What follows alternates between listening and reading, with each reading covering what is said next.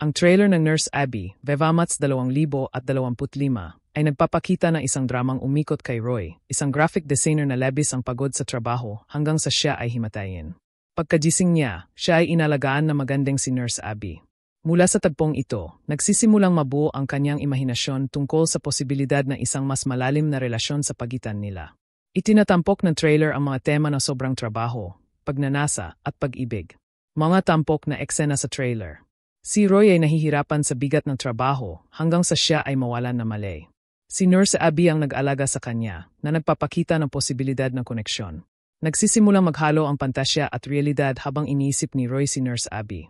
Tinutuklas ng kwento kung kaya bang maging totoo ang kanyang mga pangarap. Tono at estilo.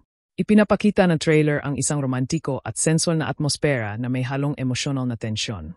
Anti-unting binubuo ang mga eksena upang ipakita ang natural na chemistry nina Roy at Nurse Abby.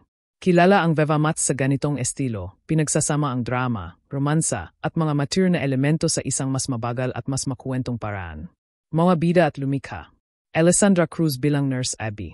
Vince Rillon bilang Roy. Isinulat at idinirect ni Dustin Celestino. Sa kabuuan, ipinapahiwatig ng trailer ang isang kwento ng pag-ibig, pantasya, at emosyonal na laban na nagtatampok sa kakaibang ugnayan nina Roy at Nurse Abby.